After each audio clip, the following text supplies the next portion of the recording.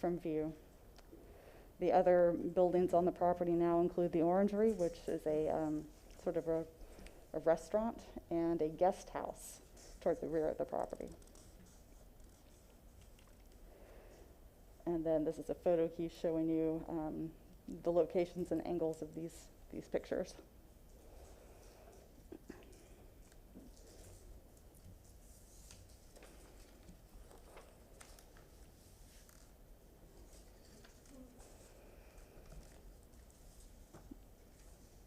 The current owners, Stovall House LLC, purchased this property for use as a private club. They purchased it from a long-term owner, Mr. Harry Teasley, who owned the house in 1991. Mr. Teasley was a very good steward of the property and did some, meticulously maintain the house. So when the Stovall House LLC was able to purchase the property for its use, there was some rehabilitation work necessary to bring the house up to code for its new purpose. However, for the most part, the house was in excellent condition.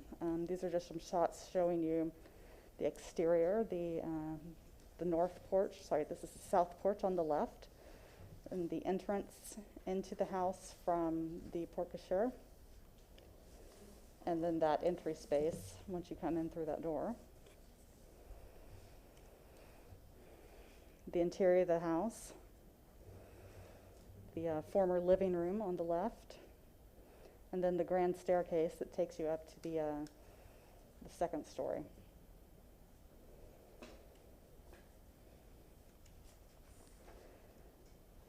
The windows in the house remain the original windows, and the fireplace retains its historic trim with the ionic columns that are similar to the ones out front. You can see in the middle picture there, if you look closely, that this is one of the original wood double hung windows. You can see the chain for the sash used to raise and lower the windows.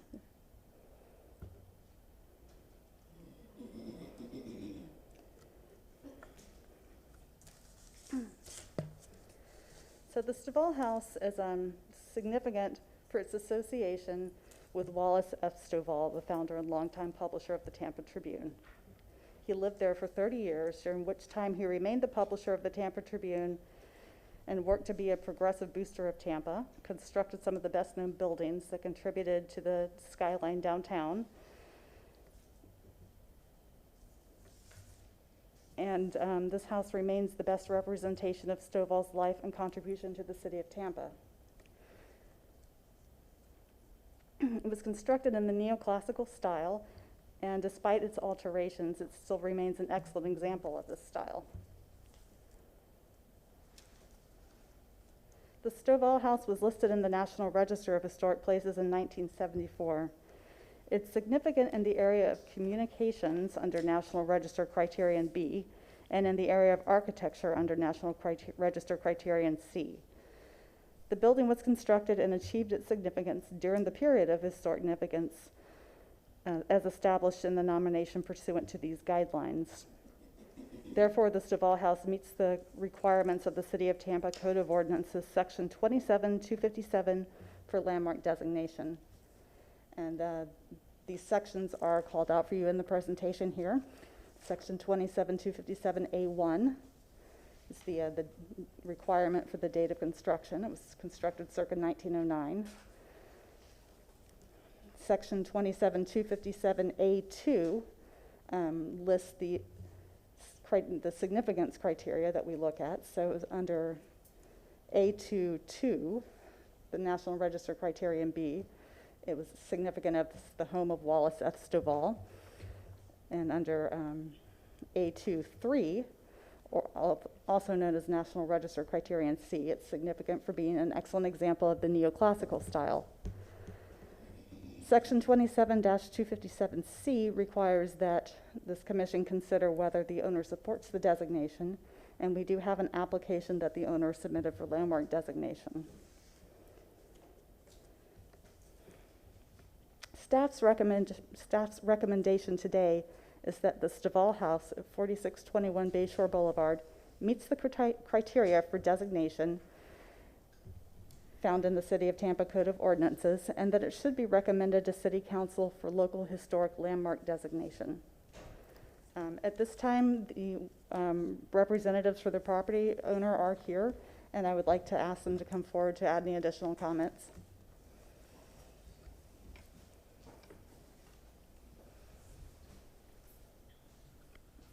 Good morning, Commissioners. My name is Tyler Hudson. I'm an attorney with the law firm Gardner Brewer Hudson, and my address is 400 North Ashley Drive.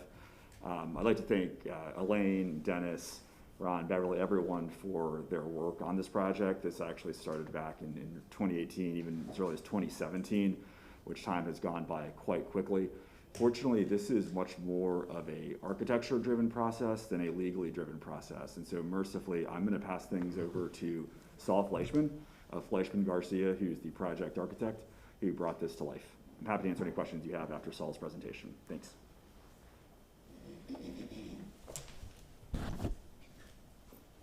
Good morning. Saul Fleischman, Fleischman Garcia Architecture, 324 Hyde Park Avenue. Thank you. I was the architect of record for the Stovall House, a very special project for the City of Tampa and me personally. And I'll show you some aerial photos that really tell the story. If we can get this to work. Great. So, fortunately, we didn't have to do much to the historic structure. The City of Tampa mandated that we install a fire sprinkler system, which we did very sensitively. And as far as the exterior is concerned, we removed some non-original planters, some steps.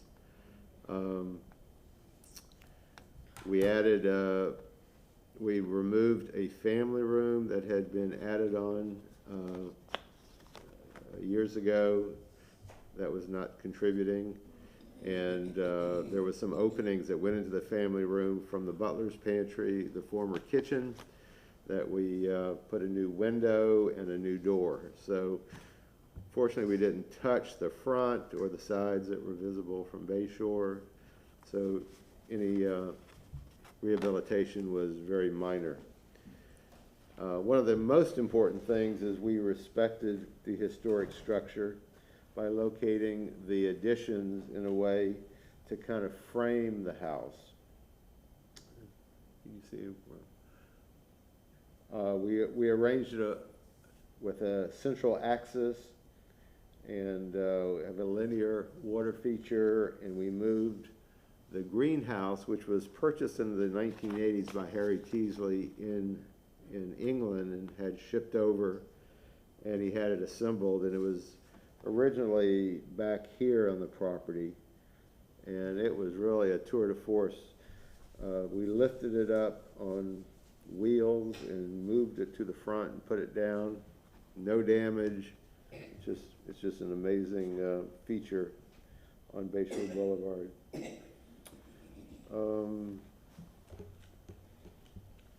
Anyway, I'm here to answer any questions. It's a very special house, and it certainly deserves landmarking. Is there anyone else who would like to speak to this issue? If not, we will close the public hearing. And commissioners, if you have any questions or comments or remarks to address to the applicant, please do so. I had one question and one comment. The landmarking is specifically only for the historic house and not the entire property? Is that what we're looking at here? Hi, Dennis Fernandez, Architecture Review and Historic Preservation Manager. In accordance to code, landmark structure designation must include its site. So although the entire site will be landmarked, only the historic structure will be contributing to the site. So if, for instance, in the future, someone wanted to construct a building in front of the Stovall House, that would have to go through a review process with the Architecture Review Commission. If it was just the structure, just the physical boundaries of the structure, then what's occurring around it wouldn't have any type of oversight. So I think it's a, Okay. an appropriate approach to the long-term preservation and planning of the site.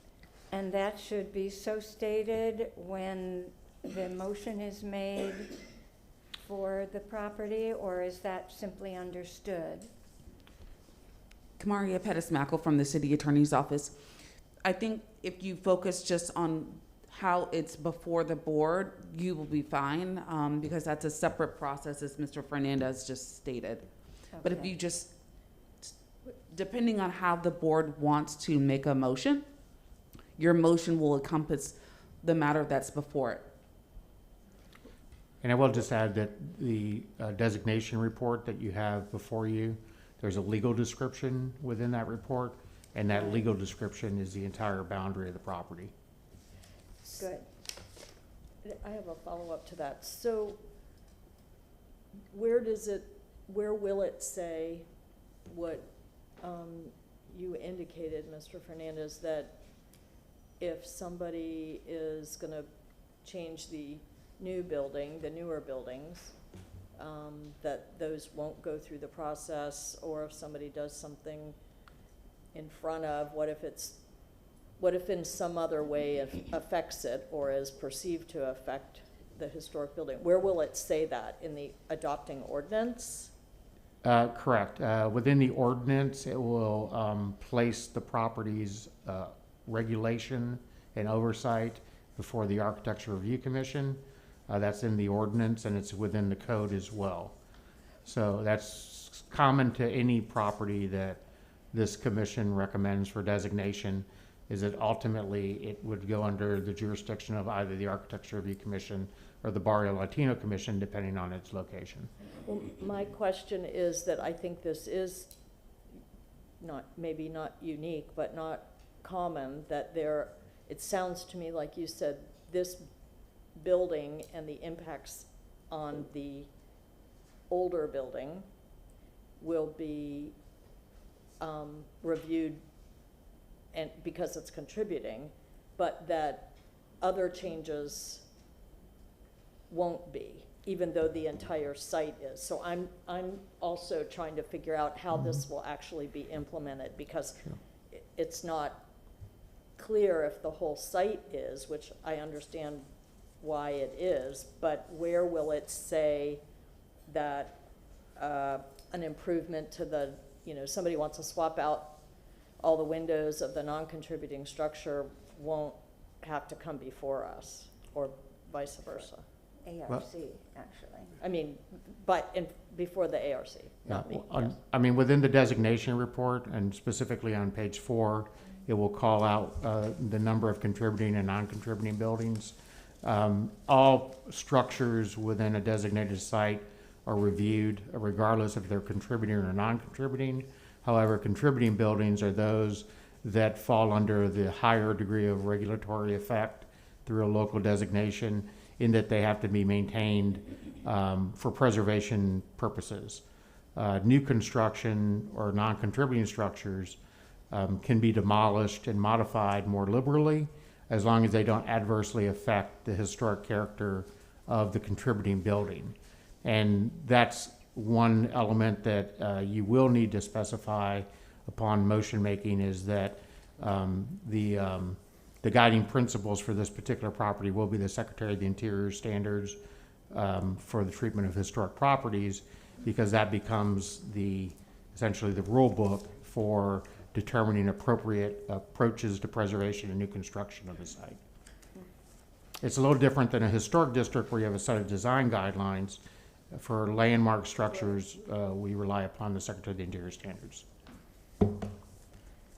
I would also just simply like to point out that under the criteria B, in addition to the owner of the original structure and his importance in the city of Tampa, the architect was also an extraordinarily important person in the early history of Tampa and has done a number of significant structures still remaining throughout the city, Francis Kennard, and we'd also, I think, like to make that point as part of the substantiation for its historic recognition. Are there any other comments or questions? Yeah, I have a question. So I have a question regarding the house itself and whether the changes on it affected the contributing factors of the house, like the brick being covered over and stuccoed over, and then the porch being removed. So how much of that would affect the actual contributing architectural aspects of the house? Well, I think Elaine and I discussed this quite a bit because it has been a while since the house was evaluated by, for the National Register. But given the scarcity of these type of grand homes along Bayshore, and the fact that the architectural style is still clearly identifiable, although there have been changes, there were variations on that style that did not include verandas or did included different types of exterior envelopes of the buildings. We feel particularly that this is a local historic designation, that the building does meet the criteria that's specified within the code. Okay, thank you. Well, I, for one, would like to applaud the owner and the team here representing the owner for making this move to landmark this structure. It's extremely important, I think, to maintain what structures, residential structures there are left on Bayshore Boulevard, regardless of whether they are in the Hyde Park District or not. And I applaud your effort in this, and I support your application for landmark status. And if there are no other comments or remarks from the commissioners, may I ask for a motion? Someone want to make a stab at that? I can give it a try. I move to recommend that City Council approve HPC 2021-05 for the property located at 4621 Bayshore Boulevard for local historic landmark designation. Do we need the numbers of the? I'm sorry? Do we need the numbers of the under City of Tampa Code of Ordinance Section 27-257 A2 for its association with no, is it A2? It's right here at the bottom. Well, that's the, do we need the local ordinance or the National Register criteria? You have to do a combination of both. Okay. Under National Register criterion B and C and City of Tampa Code of Ordinance Section 27-257 Part A2, 2? Am I right? A1 Two. and 2. And A2, 3. Good job. Really? Is there a second to that motion? I second that motion. All those in favor signify by saying aye. Aye. Opposed, same sign. Motion passes unanimously. Yeah, congratulations. And good luck in the remainder of the construction work over there. Thank you.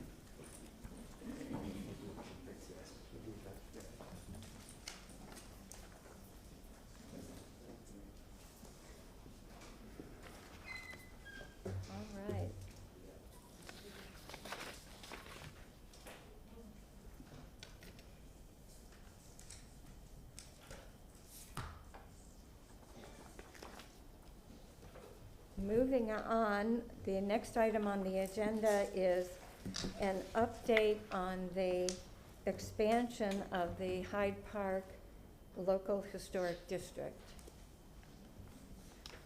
Good morning once again, Commissioners. Dennis Fernandez, Architects Review and Historic Preservation Manager. This has been an item that has been being periodically updated for your information to demonstrate the progress and eligibility of two applications that we received to consider expansion of the Hyde Park Local Historic District. And I believe we wanted to begin with a PowerPoint to orient you. If we can bring that up. I'm not seeing that.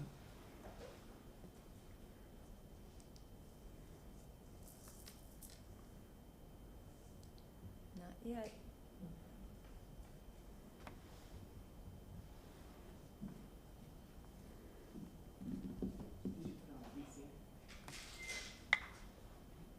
There we There go. we go. All right. Thought I had. It's on now. All right. Make sure this is working. Yep. Okay.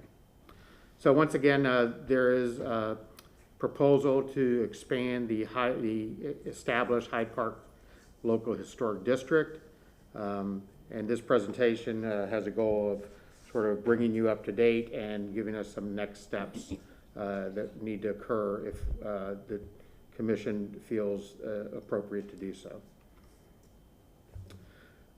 So as a refresher, the current boundaries of the Hyde Park Historic District are indicated on the map. This is a map that we use several times each day in our office as a guidance of both boundary lines and contributing and non-contributing status of structures within the boundaries. Those structures within the red line that are indicated on the map are subject to review by the local historic district. The boundaries of the blue line indicate the boundaries of the National Register Historic District, which predated the local historic district by 3 years. The existing district has obviously both contributing and non-contributing structures within it, those that are historic and those that are essentially either new construction outside the period of historic significance or have been altered to a point where they no longer reflect their historic character. There are 834 contributing structures and 389 non-contributing structures within the local boundaries. Under Section 256, the process is delineated and the steps that need to occur to both establish and expand a local historic district.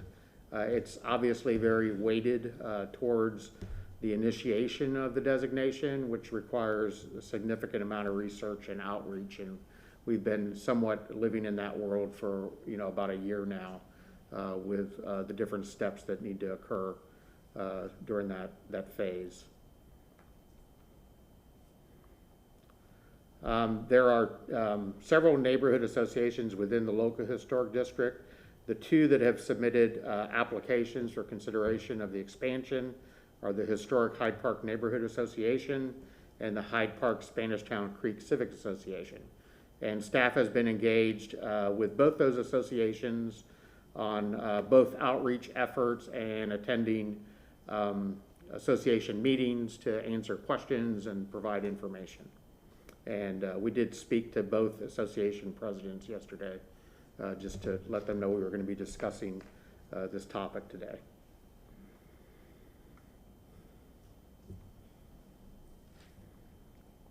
The study area that we've been focusing in on as a staff has been mainly the boundaries of the National Register District that actually extends beyond the protective boundaries of the local historic district.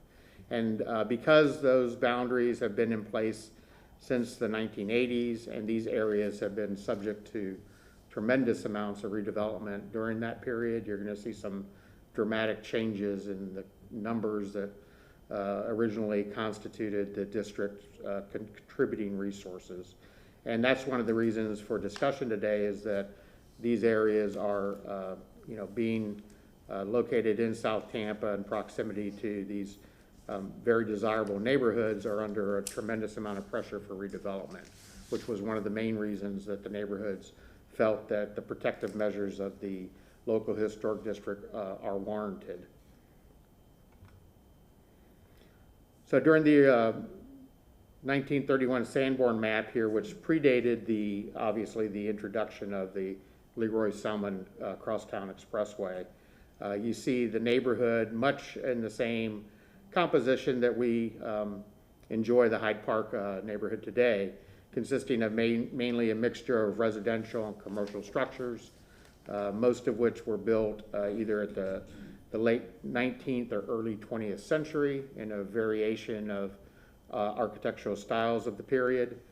You see mainly composed of wood frame construction, but dotted mainly for the commercial buildings with either brick or concrete block construction.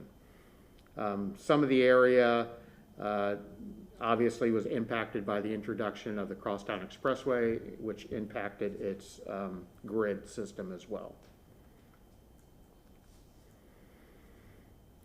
This is a working map of the original inventory. There was different categories of structures, both contributing, non-contributing.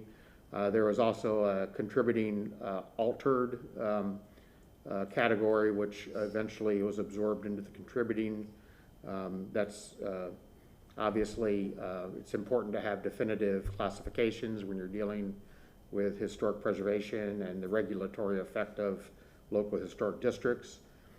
But you see, 1985, there are 239 contributing and 103 non-contributing within the study area, so beyond the local boundaries into the national register boundary. And that did extend all the way up to Kennedy Boulevard. Just wanted to provide you a selection of some of the houses that are within the area, both contributing and non-contributing, just to give you a little bit more of a flavor of the architectural styles. If this progresses to a formal recommendation hearing, we'll provide you a deeper reach on this information, but this is just for you to get an overview today. You can see that the structures range from very significant to somewhat modest. The area constituted a area of the city that had a number of very influential and affluent families that had residences and businesses, to modest homes that composed the area of Dobyville as well, portion of Dobyville. See the different types of buildings within the study area. These south of the crosstown, dealing with commercial buildings, and then various residential cottages and bungalows.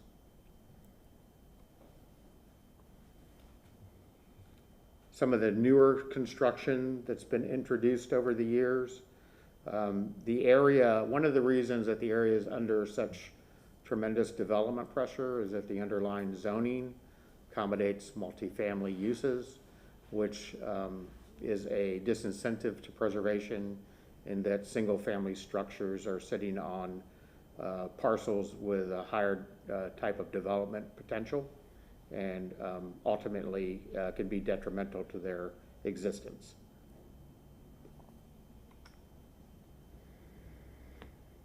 These are some of the structures that are north of the crosstown. That area has intensified, I'm sure we're all aware of that, over the years into more of a commercial thoroughfare.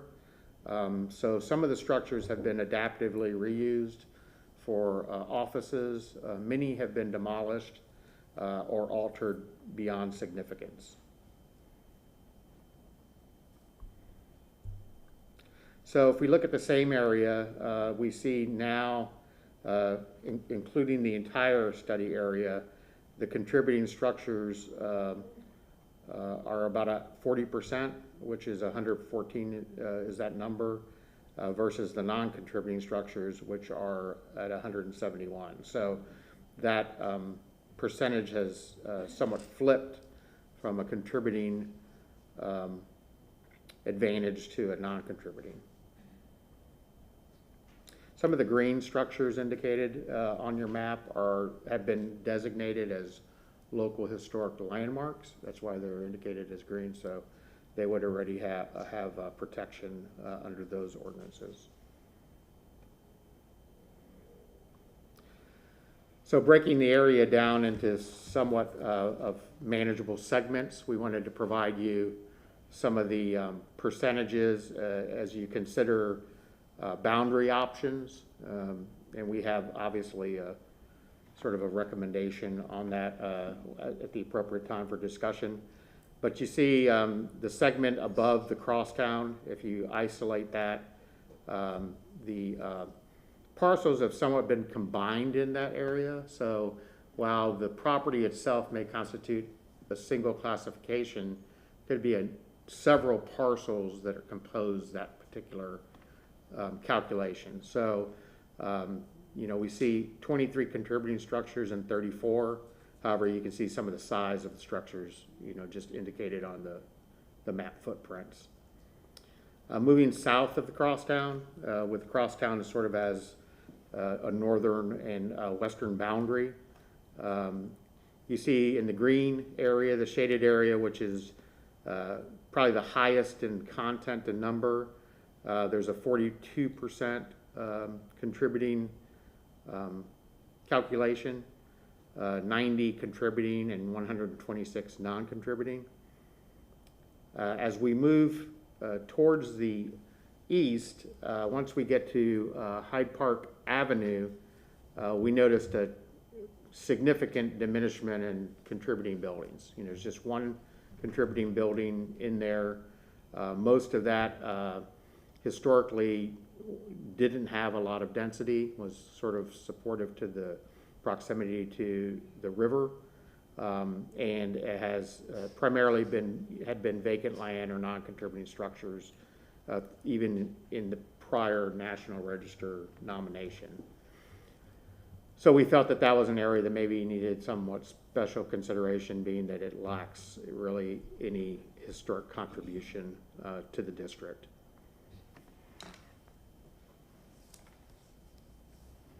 So just dealing with some of the data, we see the existing Hyde Park Historic District, which I had summarized earlier, is composed of the 1,223 structures with a 68% contributing status. If we look at just the green area, which has the higher degree of contributing status as an expansion area, then the revised total combined number of contributing structure goes to 934.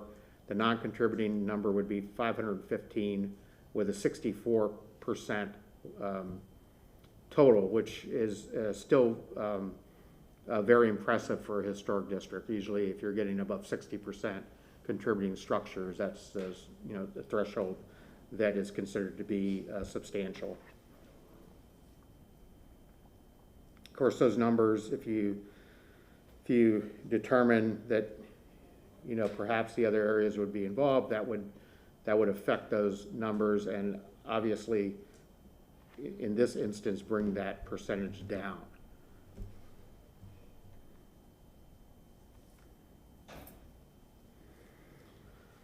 So since we last met in September, we attended a neighborhood meeting at the Kate Jackson Park. There's about 40 to 45 residents of this area who participated in that discussion. We gave sort of a similar presentation, a little bit more focused on, you know, what it means to be, you know, to be a property owner in a historic district as well. So that was well attended. We've been working on the mapping and the data calculations since then through the holidays in order to have this on the agenda for your consideration today.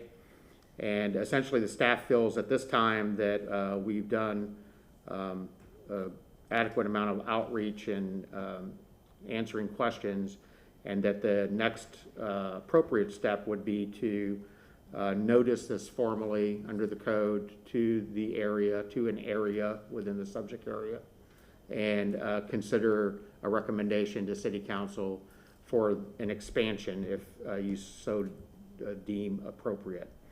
The recommendation hearing by the Historic Preservation Commission is a required component of the designation process. It is a publicly noticed process, so we would be sending out letters to individuals within both the study area and the local historic district, indicating that a potential change to the boundaries is going to be discussed, and we would be posting signs throughout the neighborhood as well. I do want to leave some room within the time frame to accommodate another public meeting, because once we send out those letters, we'll get a higher degree of engagement based on that activity. So with that said, I think you know, a meeting within you know, at least 60 to 90 days out would be appropriate. If the commission determines that it wishes to recommend expansion, then it would place in motion the other requirements of that, which would be a recommendation by the Hillsborough County City County Planning Commission, as well as 2 hearings before City Council, all of which would be noticed. So for today's discussion, we kind of wanted to give you a couple of things to focus on. One would be a preferred boundary option. That would help us in focusing in our efforts on any additional outreach and, of course, noticing that we would need to do. And then the second part of that discussion would be determining an appropriate date and time for the hearing for a formal recommendation to City Council. That concludes my overview, and I'm available for any questions that you may have.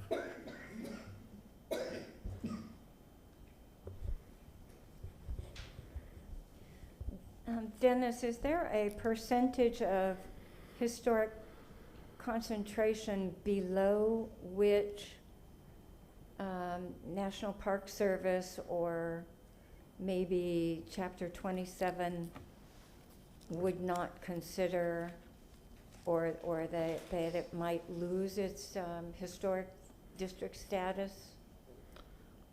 You know, that's a difficult question to answer, because often it's not just quantity, it's quality that is considered.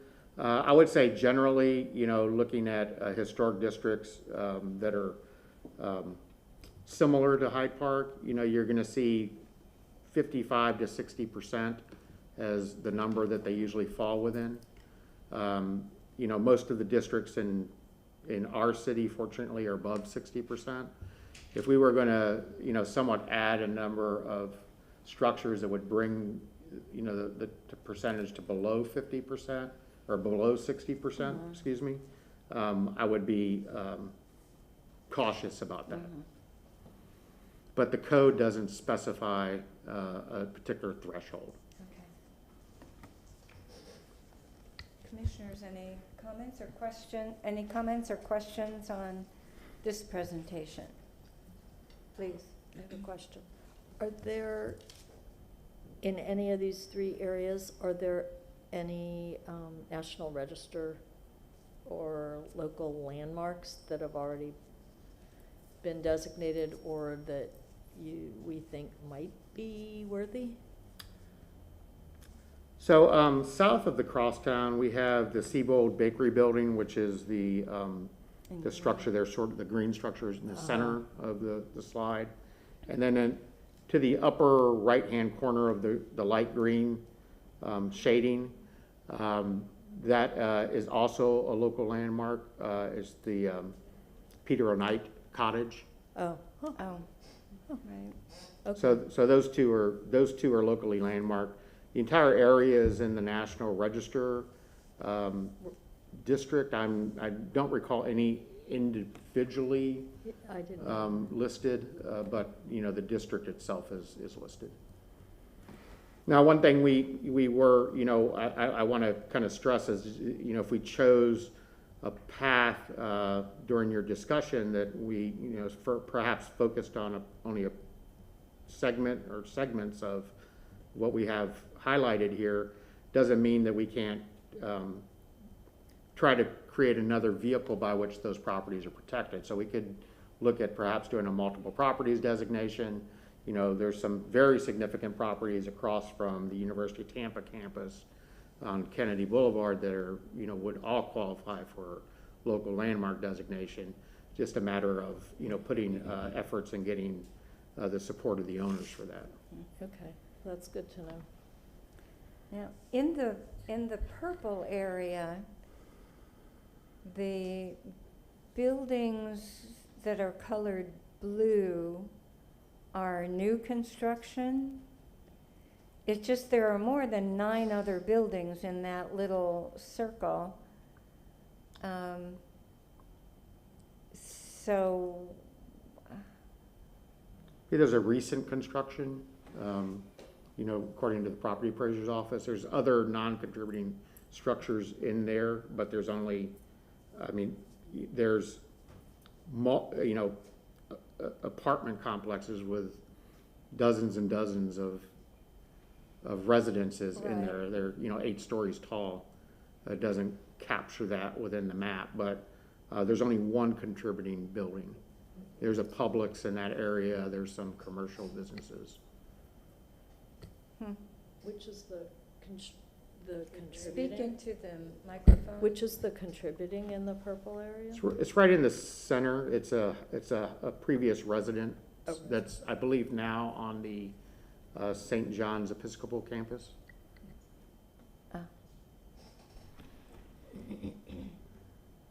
Any other questions, comments? Thank you, Dennis. And we'll look forward to seeing how this progresses into the next phases of its development. So just from a procedural standpoint, we are looking for a motion at today's hearing to establish when we would be bringing this back to you for formal recommendation. So if you don't mind, I have a couple options for you to talk about. Okay. First of all, I'll say that for these types of meetings, I've found through past experience that we can get a larger number of people attending, more engagement by doing them in the evening as opposed to 9 a.m. on a Tuesday morning. So I believe that doing an evening meeting for this particular subject would be the most appropriate and most effective way of engaging the neighborhood. Secondly, I think a couple possible dates that we already have the room secured, which is important for having these meetings, would be March 15th or April the 12th. We could look at May. That's starting to be quite a ways out, but I originally I had March targeted, but with the recent health situation that we're in, I think it's a little unpredictable, with that date still. And for a in-person meeting without a virtual component, which is what we are able to provide, I think it's important to have a level of comfort about the environment as well. So I think any of those, the March, the April, or the May dates, I think are all viable dates. We would just want to be able to identify which date it is so that we can properly plan noticing, because it's going to be a very large and costly process to notice these areas for the staff. Any preferences to those dates? I know there's spring break and whatnot in there in March. Sometimes that can affect availability.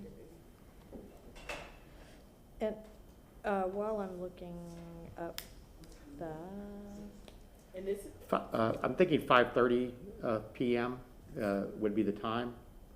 So that would give enough time. That's what we're starting our ARC meetings at now. Seems to be working. and Are you also looking for a preference from us on which area, or? I would, you know, I think what I'm looking for is if you're feeling that an area definitely would not be part of the discussion, to let us know that now, because it would affect how we notice. We have to notice 250 feet from our boundary line. So obviously, if we're talking about the crosstown as a boundary line, that's going to be very different than talking about Kennedy Boulevard as a boundary line. And do you notice individually just this area or the entire existing district as well? The entire existing district. That's what I thought. Yeah. Plus this area. I'm good with both dates. I just wanted to check Passover and Easter. Yeah, I think either all the date- dates are fine. I beg pardon? I think all the dates are fine with me so far. I mean, either date would Okay. work. I guess I'm just recalling your hesitancy that March might be too soon for an in-person meeting based on the COVID. You know, I don't know. I'm just kind of going with where we are today. You know, it's a large undertaking to notice. I think, you know, if I was going to make a recommendation, it would be April meeting, I think would work well. We may have to have a couple meetings in a row. You know, we might have to still have one in March and then have one in April, but to accommodate other business that we have. But we could dedicate April to solely this topic, because I'm sure you're going to have Okay. a number of individuals present for public comment at that meeting. All right, is that good with everyone here? Yes. Yeah. So if All right, you, So April it is. yeah, if you do believe that, we would want a motion. And we just- need a motion. Yeah, just to notice, publicly notice for that date. I make a motion that the April 12th, 2022 reserve meeting date be used for the, I guess, the action items of the boundaries for the Hyde Park district.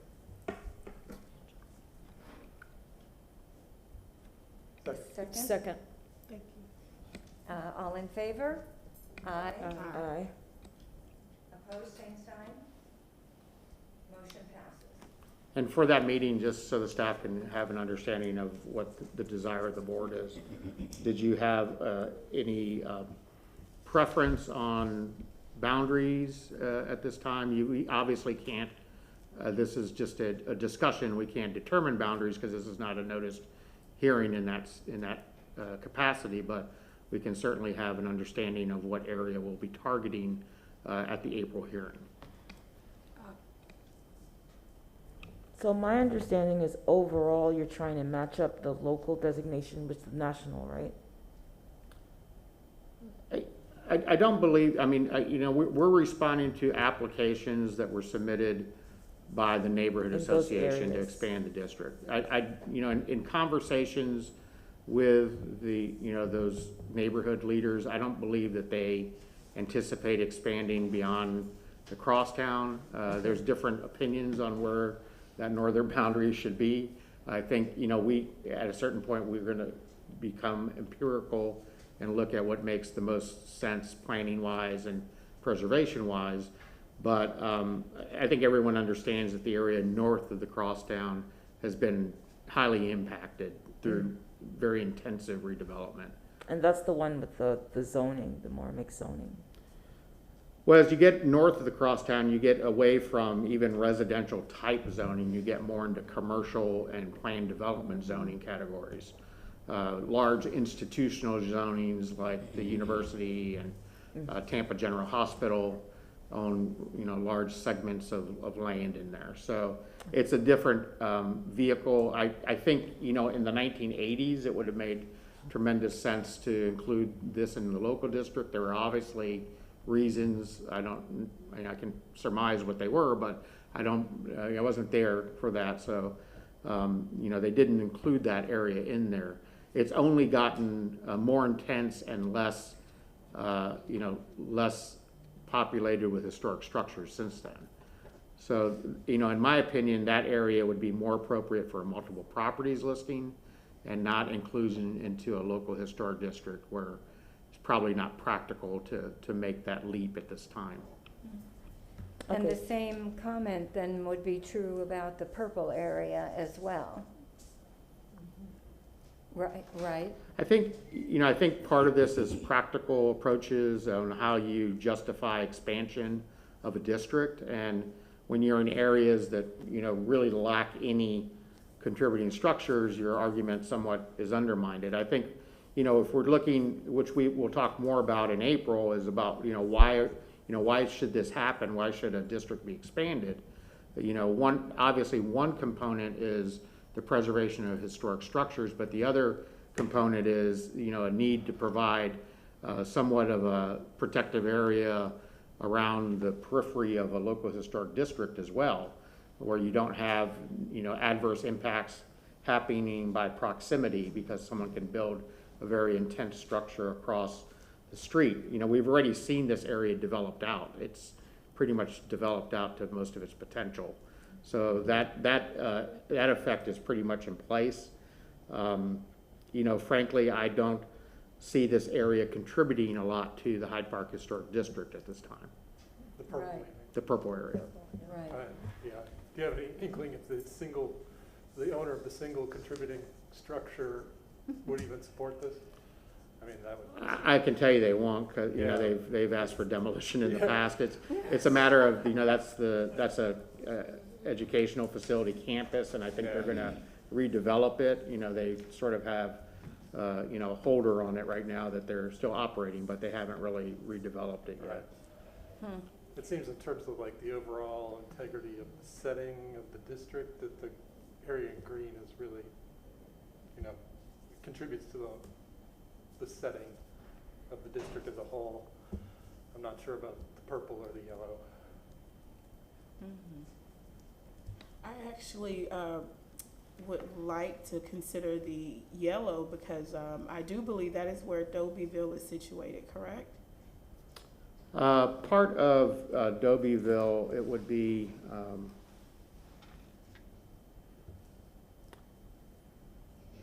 really just a tiny piece of it, because the Willow is really the eastern border, and Willow would be the line to the street to the furthest to the left.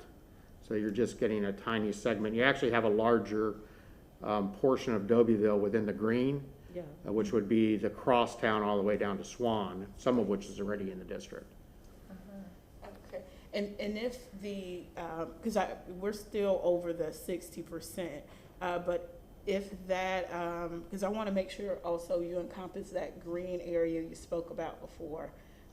I know it's just an individual contributing factor, but I do think it should, well, those residents should have a option to voice their opinion, and if you leave it out today, they won't get that notice, correct? Well, we would notice, we'll have to run the radius of the notice with the addresses, but we would notice 250 feet out from the boundary line.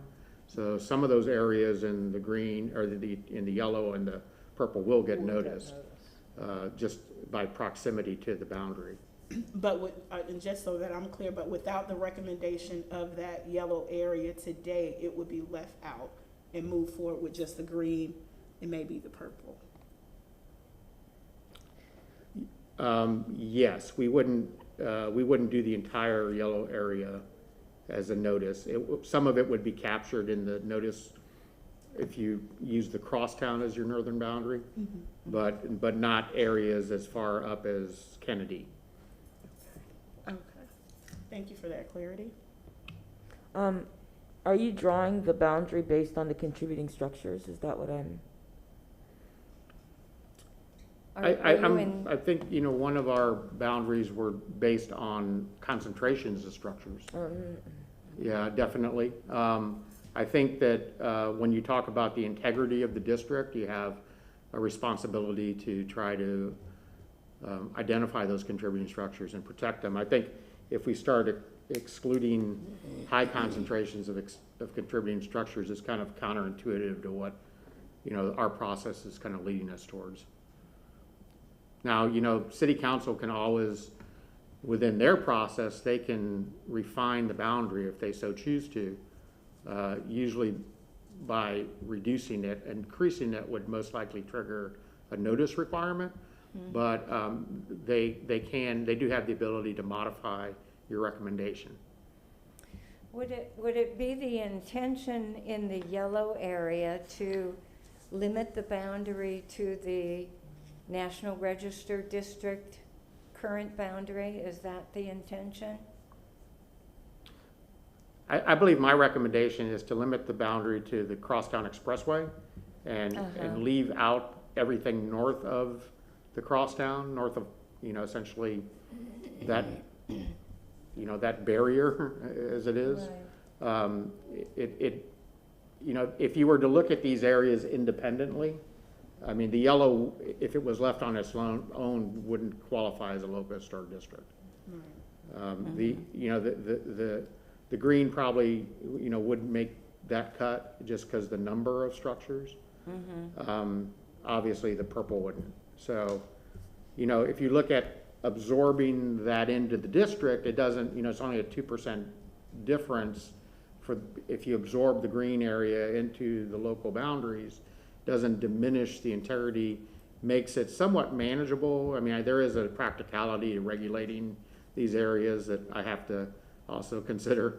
So it makes it somewhat manageable, and that we've already got sort of, approach for regulating Hyde Park in place. We would kind of just expand that somewhat.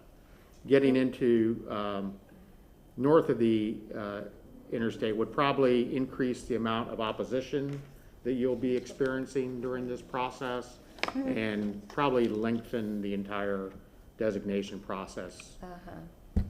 In So- the yellow area, are the dark gold buildings the contributing structures?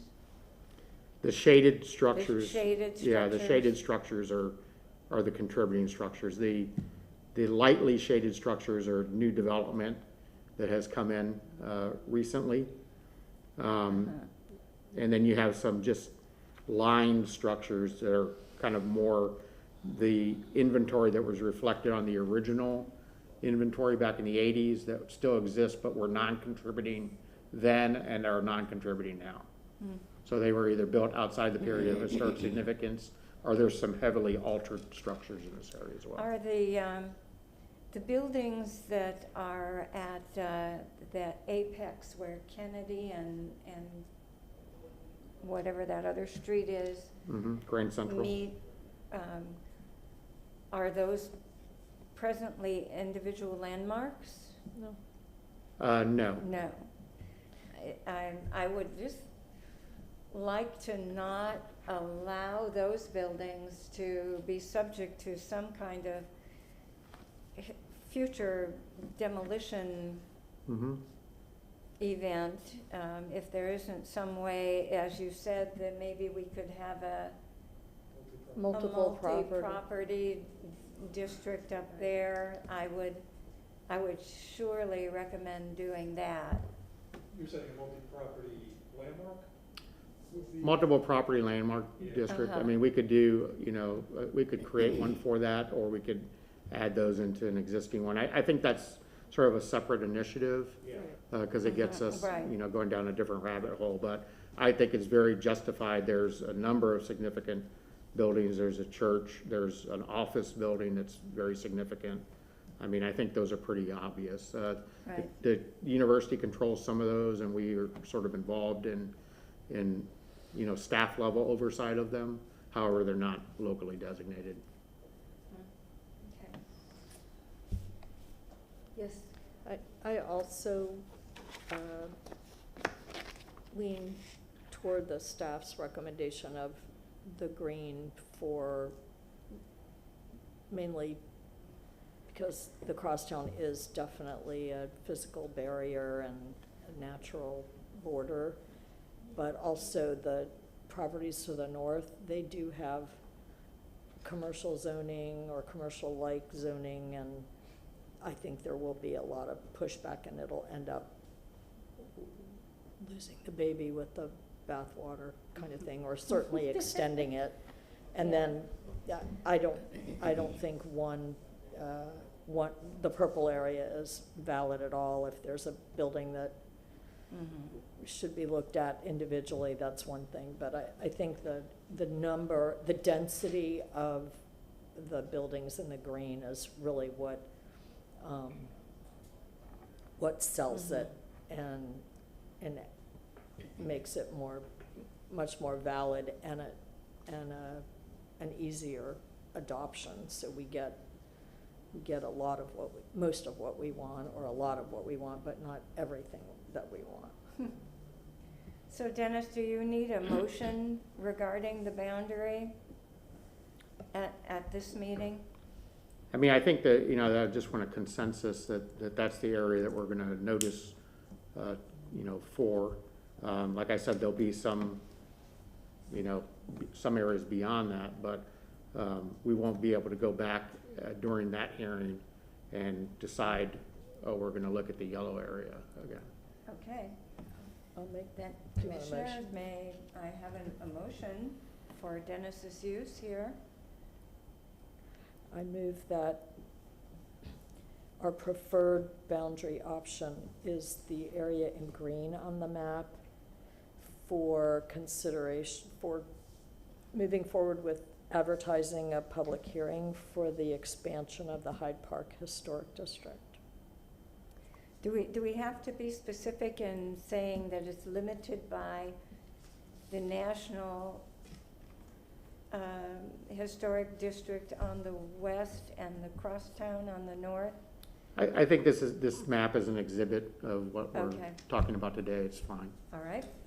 And then the date, the preferred date, I believe we want to add into that motion. Oh, yes, and I'll add to that motion for advertising or a hearing on April 12th, 2022 At 5:30 p.m. at 5:30 p.m. Great, thank you. Is there a second to? All those in favor signify by aye. Aye. Opposed, same sign. Then the motion passes unanimously. And before we move on to the next hearing date, Dennis, is there any update on the Ybor City guidelines? Yes, we did receive our second draft back over the holidays for the update. We're going through that right now. We'll be bringing that back to you perhaps in March, if now that we've decided what's going to happen with this particular item. So you'll be provided that in advance for review. Okay. Then, knowing that, then our next date and time of meeting is March 15th No, we're gonna at keep 9 a.m. in these chambers, and we'll see you then. Does anyone have any new business they would like to raise? I'm sorry, Right. one moment. I'm sorry. If we could just, let me just clarify this. Okay. So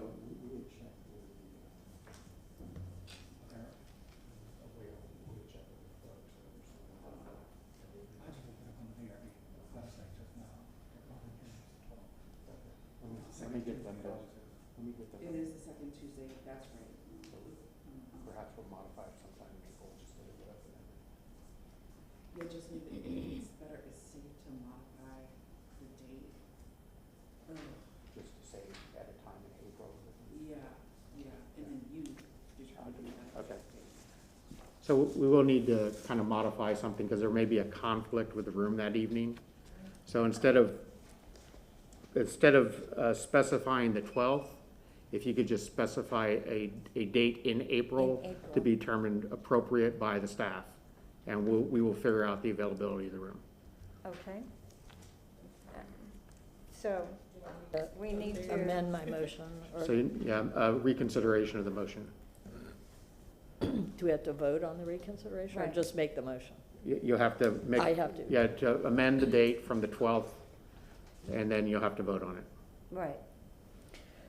I amend my motion to, Just the month of April. I'm sorry, to change the date of the proposed hearing from April 12th, 2022 at 5:30 PM to a date to be determined in April By staff. At 5:30. by staff Mhm.